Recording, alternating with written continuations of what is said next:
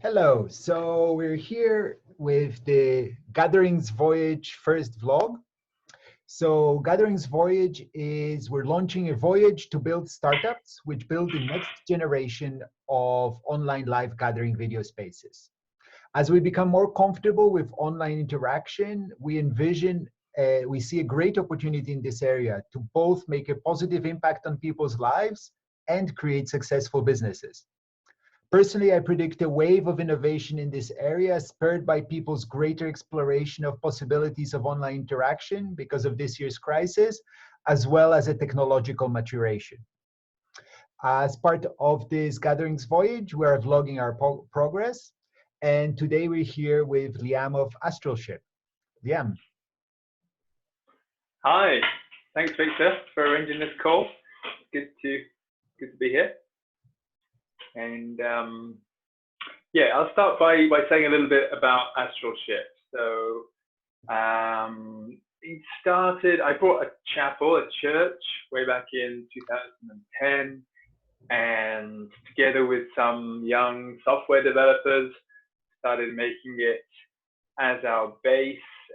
We did a startup, which was quite successful for a while. Learned a lot, and sort of the idea was the idea that a lot of tech companies started in someone's garage. So initially the idea was to make it like the ultimate garage as a church for kind of new kinds of startups. And then this evolved in 2017, started astralship.org as a peak performance co-working, co-living accelerator project with quite a wide array of different potential revenue streams and quite experimental project. And intrinsic to the kind of core of it all was this our voyage methodology. So by now I'm completely second nature that's referring to this place as the ship. And we started developing a voyage methodology to doing work, which we're going to talk more about. So today's topic is going to be discussing this Voyages methodology, which you've been working on and developed. I just wanted to add that I love interesting spaces. So I remember some years ago, long before we knew each other, seeing through the different connections, the PDF for Astralship go by, and it's, to people in the city world, it seems like such an amazing and crazy thing of buying a church, but that's a whole separate conversation. I just wanted to say, I mean, I still haven't been and visited you. It's interesting that, our interaction has been online, but definitely it's, my top 3 places in the world to visit now is to see you and visit the ship. So it's an amazing story. So today's topic is this Voyages methodology, which you've developed for new ways of a new, better, more creative way of doing projects, creating businesses, making collaboration happen. So maybe you can start a little bit with the background of what is the journey that brought you and what made you think about, this new way of doing things. Sure, yeah.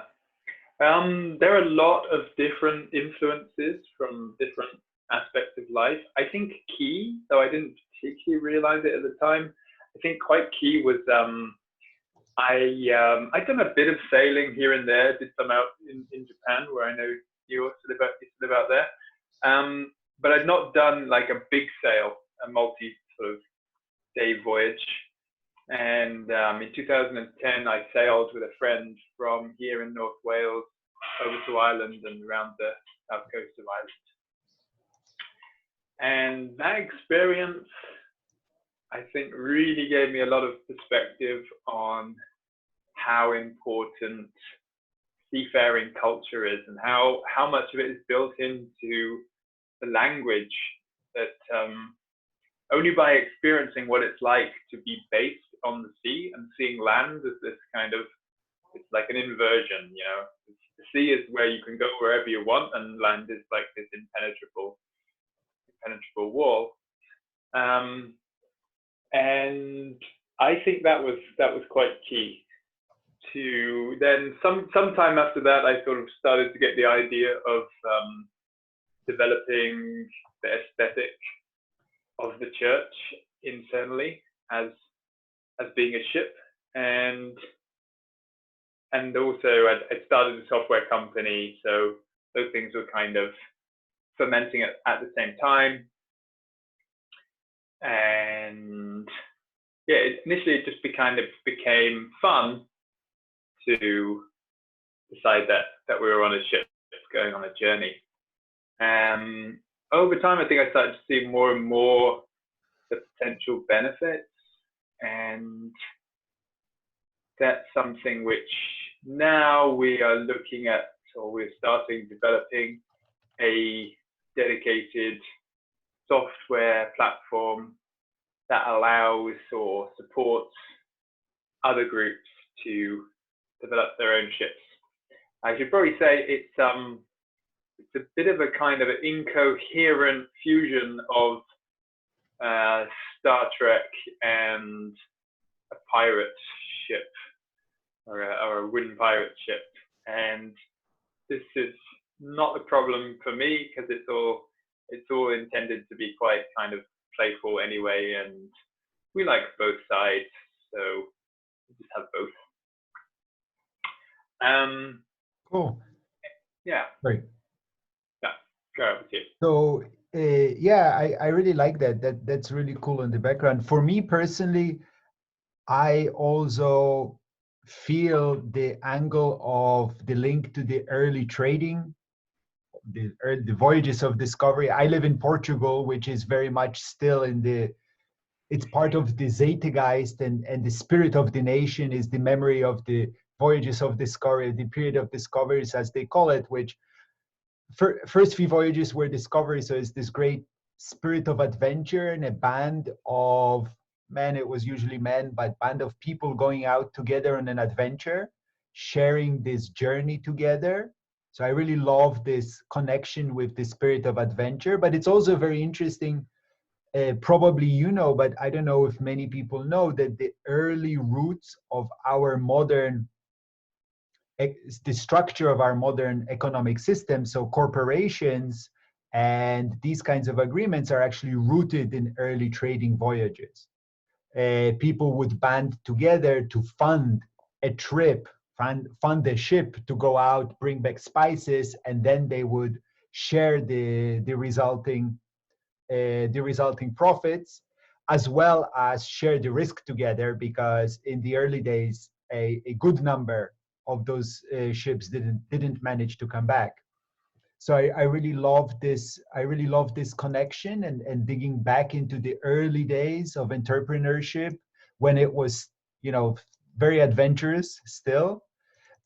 Also, as we are working on our gatherings voyage, we're not looking at building just one startup. We're looking at building a fleet of startups who go out together. And I really love, because those early trading voyages, for many years, ships never went out on far voyages by themselves. It was much too dangerous. Ships always went out in some small fleets, 3, 5, 6, 7 ships, which of course meant that if one got in trouble, the others were there around and close to support it. So I really love that connection as well. It's a group of people going out to get an adventure, and it's this group of ships going out to get an adventure. So I really look forward to how we can explore that and bring that into the modern era. So as I understand it, a big part of what you're thinking, or what you're trying to do, is to reinvent the language that we use around collaboration and innovation. Maybe you can talk a bit more about that, because I think it's a key part of the concept, right? Yeah,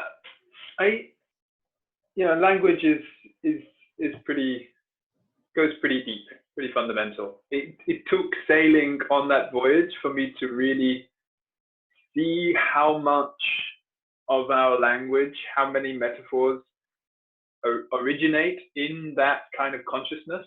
So until you've sort of experienced seagoing consciousness, you don't really see how many metaphors. So after I came back, I kept seeing all these things, or at the time, sort of discovering all the things that come from this part of our culture.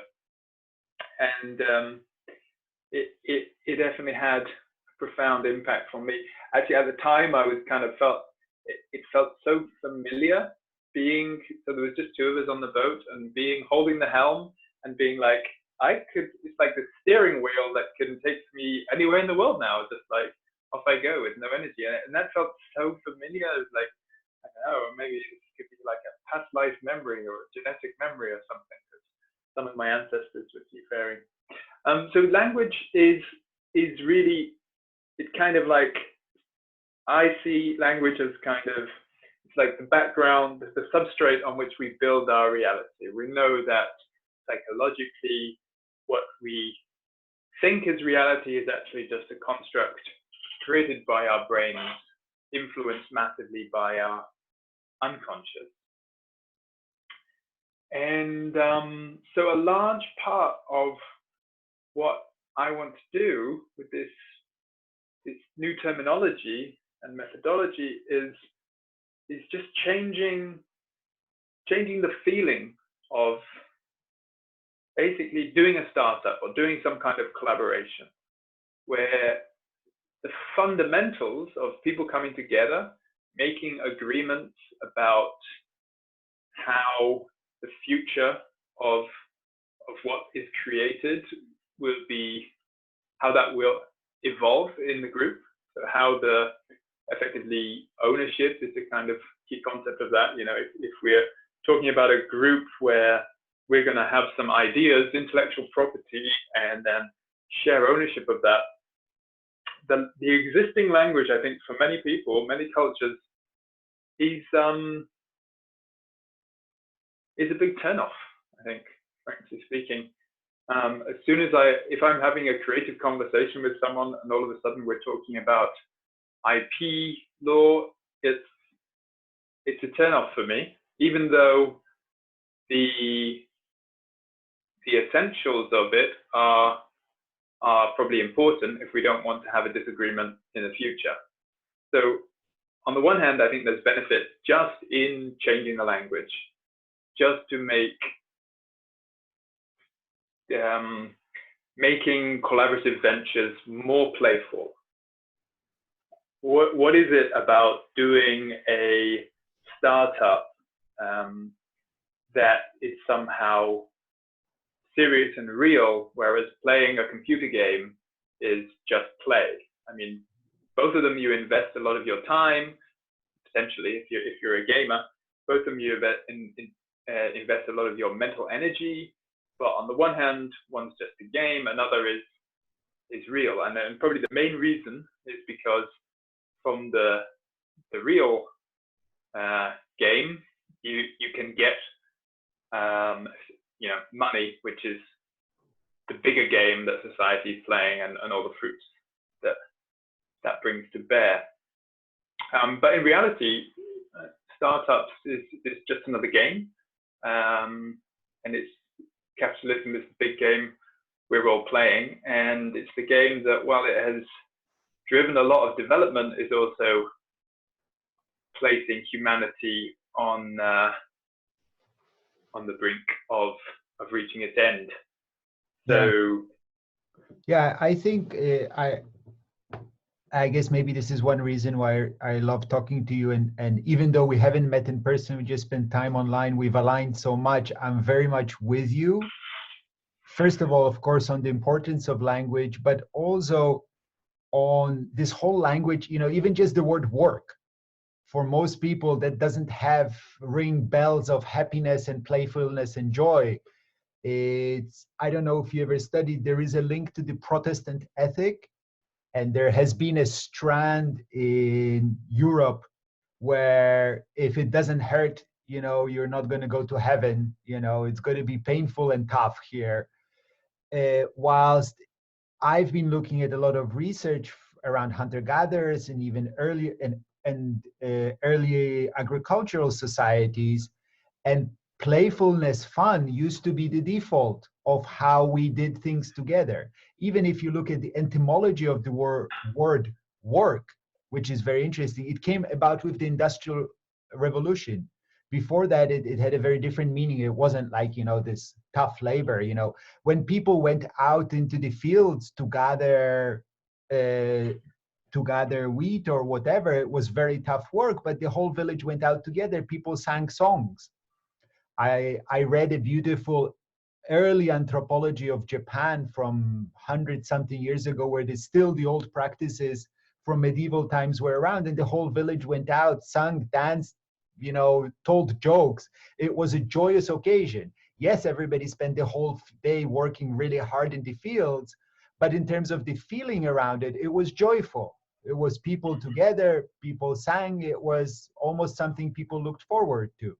And it really feels to me like we've lost a lot of that past the Industrial Revolution in the modern world. Few people go dancing, singing to their work. And I think this is really great and really important what you're trying to do here to reinvent and bring back the joy into our lives, really, because we spend so much of our daily time on this work thing. Also, I think redefining language is super hard, and oftentimes people go and they get like really weird directions with new words, made up words, new age words, and things like this. But you are instead trying to bring back an older existing terminology, which is, I really liked it because I think it's got, a touchstone of something real. It's not, some intellectual sitting trying to make up some words, which is hard. And it's hard to make it stick, and it's hard to get people to connect with. So I really like this idea in what you're doing of going to the old to go forward. I think that that's a really interesting, and I think if you do it well, we do it well, that can definitely be a winning strategy.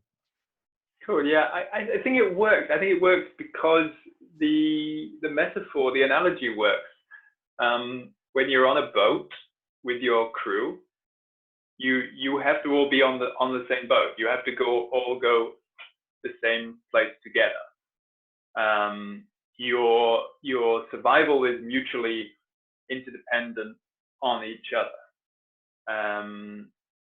And so that's the same with a collaboration. A startup or a company is a vehicle for a group of people to achieve their aims. So I think the vehicle analogy works, and yeah, there is this rich language which was such a huge part of our culture and has kind of been lost in recent years, now that most of our trade is by big container ships guided by GPS. It doesn't really have that culture anymore. But for a very long time, that was a huge part of our culture, especially here in the UK and in Portugal. And I really resonate with what you're saying, like making what we call work, by which really I mean our productive economic output, be playful is really valuable. And it is the industrial paradigm, and effectively the kind of, well, really, I think most of what we loosely call capitalism is a culture of exploitation, really. We only have to look at what's happening to wealth inequality to see that there is a lot of machinery for allowing a few people to elevate themselves to huge levels of wealth, whilst propagating idea that this is all great for everyone, and the cost being transferred to the planet, which is going to threaten everyone if we don't change things. I think I am a determined optimist. Try to be a realist as much as I can, and for me that meant studying physics to a kind of master's level. I was determined to know what actually is this reality made out of. But I think I will always be an optimist, and even if I will go down with the ship if necessary. So trying to find solutions for human beings to survive on planet Earth. However grim it looks, kind of keep. That's really cool. I think probably we will need a whole separate conversation around how the Voyages paradigm makes entrepreneurship or a better spreading of the wealth. I think it's probably too much for us to go in on this call. Sure. Yeah, if I just go into some of the more tangible things. We know, like if you go to business school, for example, there are a bunch of logic, rationale, understandings, best practices, the kind of dogma of the startup world. A lot of that dogma is founded on, good wisdom, not necessarily all of it, but at least for being successful in the marketplace. And yet there's a lot of people who don't really want to be a part of that world, I guess. So part of the rationale is to create a platform which brings that wisdom, makes it available. I'm not particularly looking to totally reject all of that language and be but at the same time making it more accessible, more playful and open to people who want to do collaborations.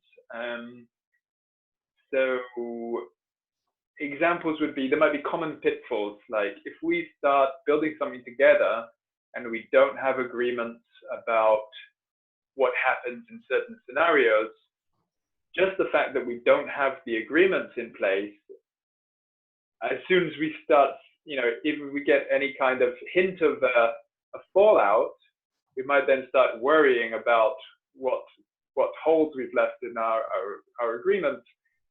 And this only drives the problem more, and we start to develop negative energy pattern cycles, which ultimately lead to a collaboration failure.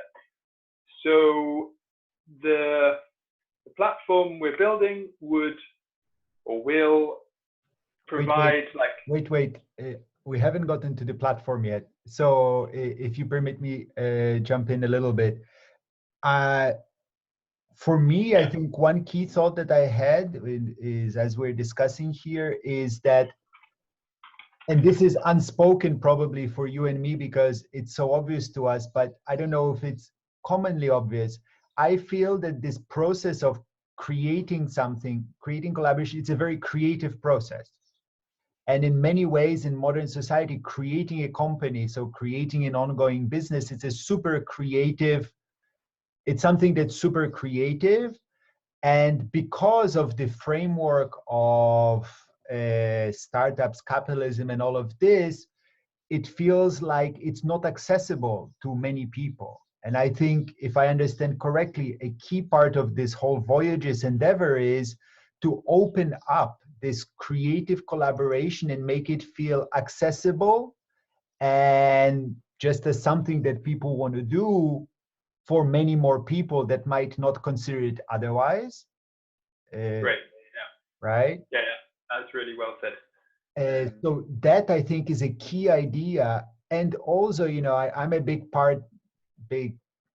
greatly interested in the whole idea of future of work as new technologies come by, but also as the economy develops, right?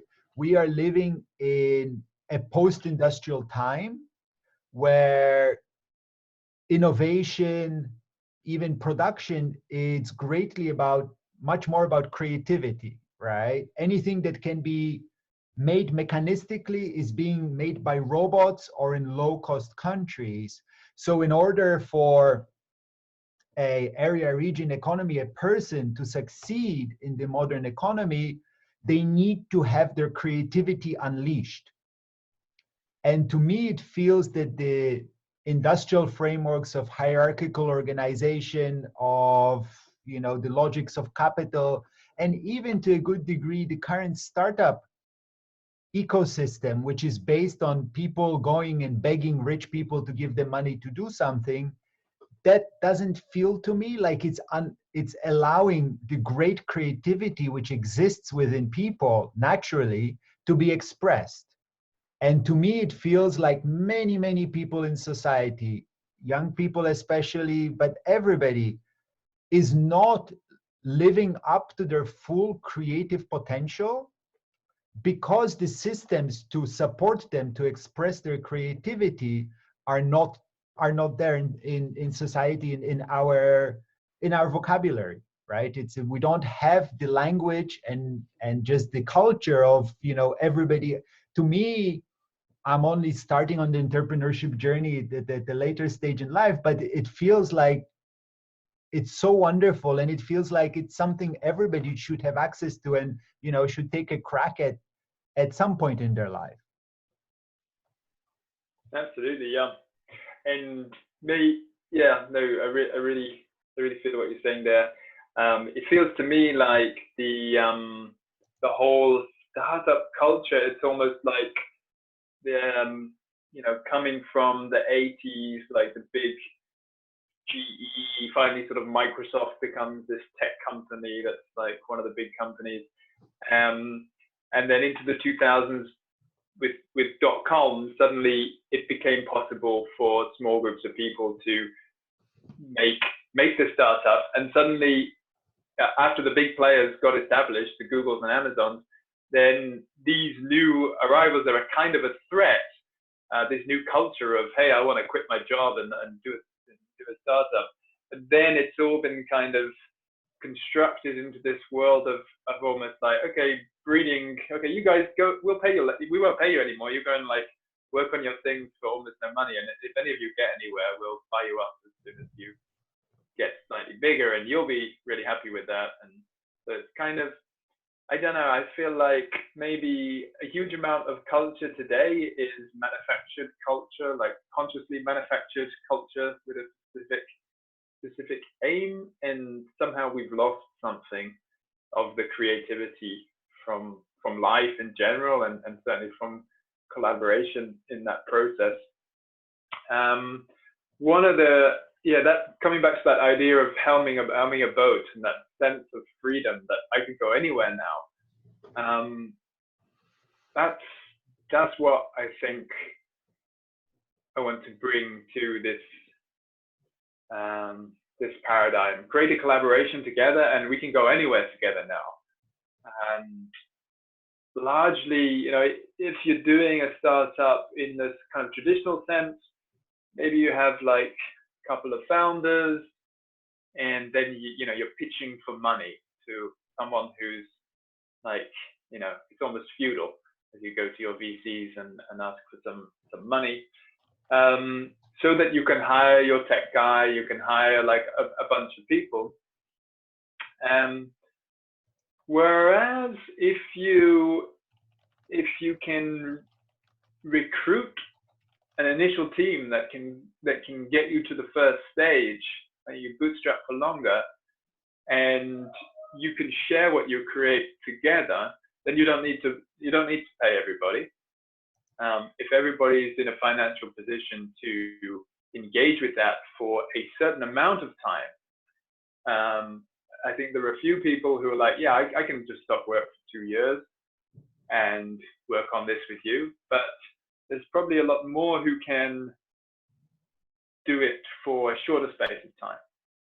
So let's say 2 weeks. Yeah. You know, even if you have like, you know, a mortgage and all this stuff, you can probably get 2 weeks off work if you're a software person or something, and spend 2 weeks working super intensely with a team. And this is where the Voyages methodology is kind of coming in. So it's saying, let's go on an initial voyage together. At the end of this 2 weeks, we'll know whether we have something, and it's going to be super intense.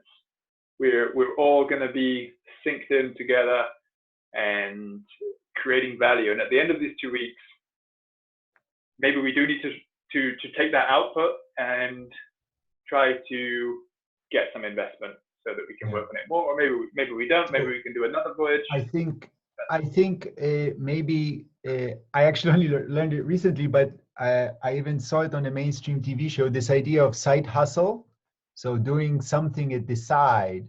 And in the case of this startup, a Voyage, it's shared risk. So you invest your time, but you stand to gain a share in the output or in the profits that come up out of the venture. Also, I think there is a big part uh, for many people, you know, if you're a skilled professional, it's pretty easy to work for a large corporation and make a decent wage, a fair wage.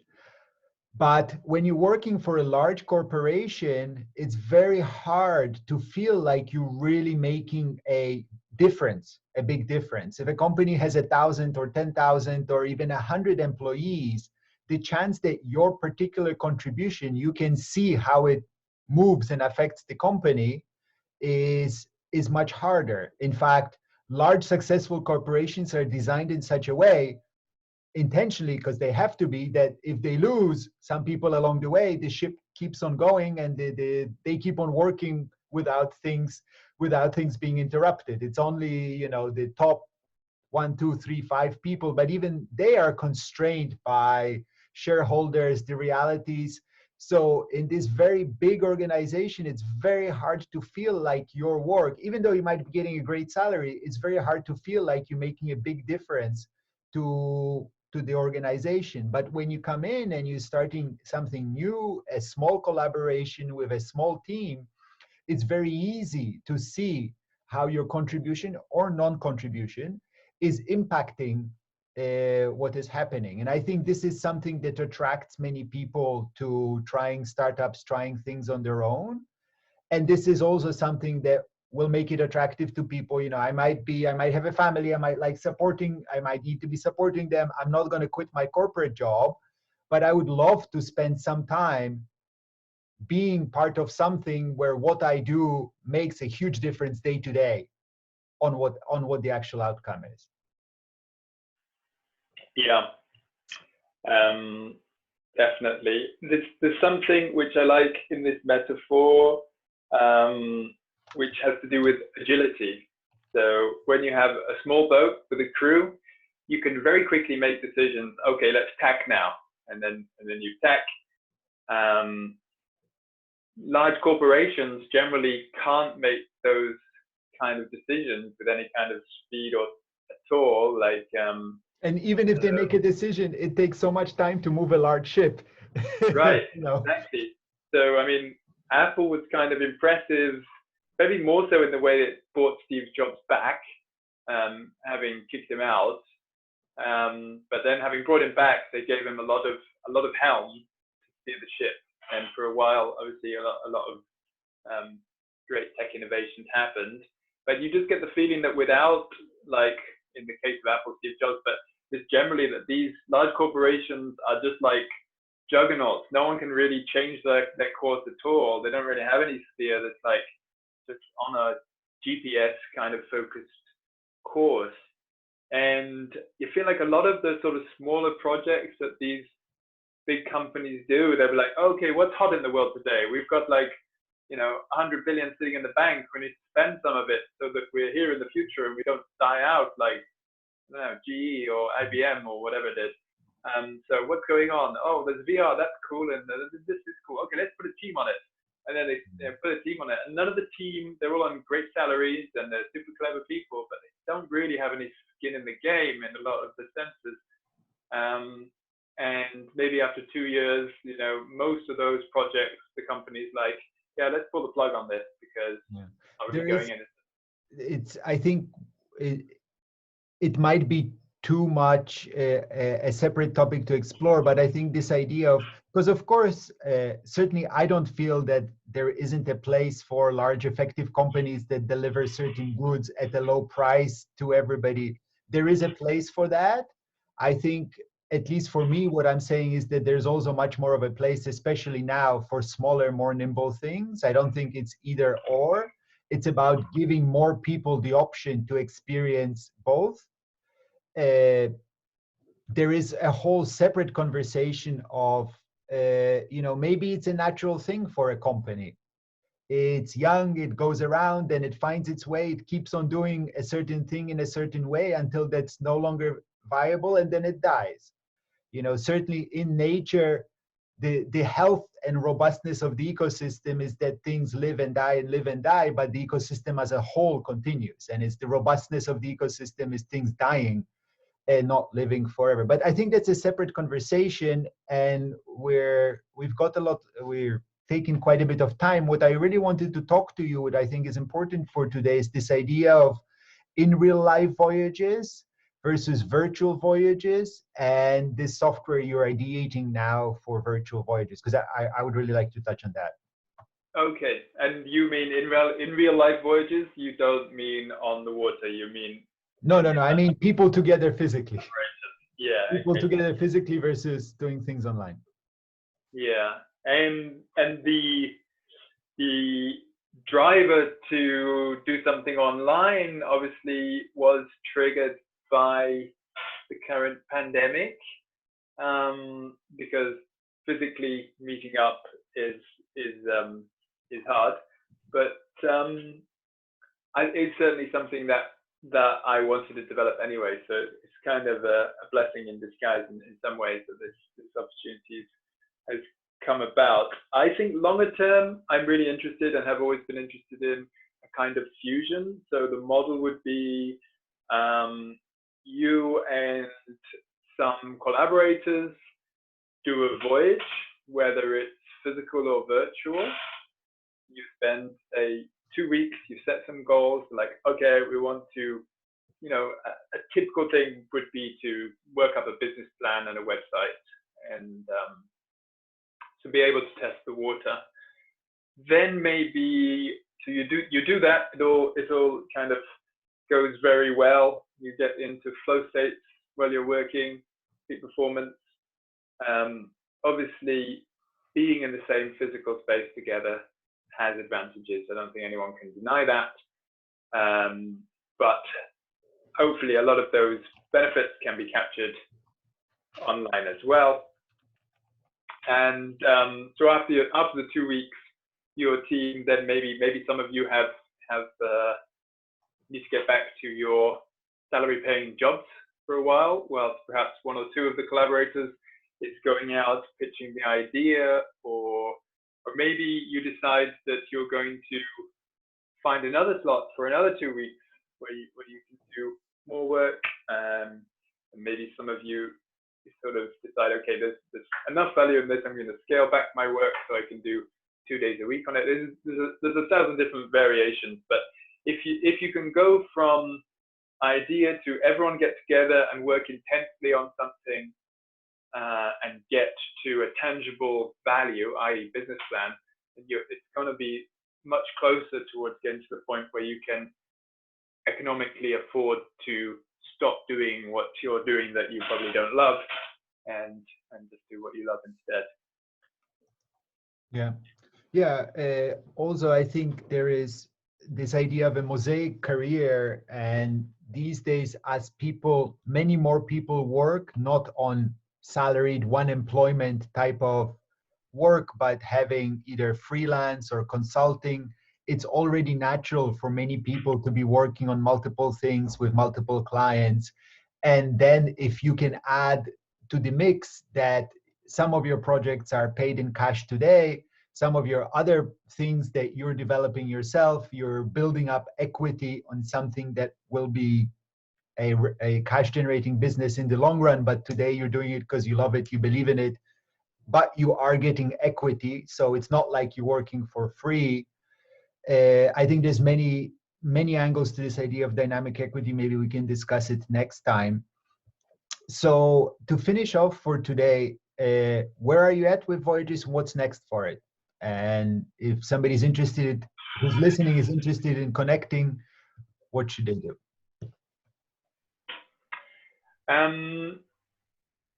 We've been, there's the physical Astralship, so we have our base to work from, and some of the team are here, some are remote. But yeah, we are looking for more people who want to get involved in developing this idea from multiple different angles. So web development, definitely, but also kind of psychology, facilitators, future of work people. We're really interested in collaborating. At the moment, there is a dependency on cash. I'm not hugely well resourced at the moment. Have a grant application in process. So obviously these things are always a bit of, don't want to say lottery, but certainly competition. But who knows? Wait for that. And going to just forge ahead with it in the way that you do. In terms of the actual physical development, we haven't got very far yet, but I think it's reaching that kind of liminal stage where things will start to accelerate soon. I have experience of building or managing the build of web tools, so I feel like we can build some stuff around WebRTC that will have a lot of value without being a huge amount of work, and start trialing them. I mean, there's no substitute for experimentation and whatever, people might try and tell you, there isn't any real way to experiment other than doing it for real. So it's really great to be working with you and the others on Gatherings Voyage. It's going to be an awesome testing ground, developing ground, fertile garden for growing these ideas. Great. Well, I feel like we've really kind of touched the tips of the iceberg, not even the part that's above the water, but just kind of like the very tip, and there is so much more underneath. But I think it was a good conversation, and I look forward to continuing it and being part of the voyage of the voyage. Let's do it. Yeah, Meta Voyages. Sure, let's keep doing them. It's great talking to you, Victor.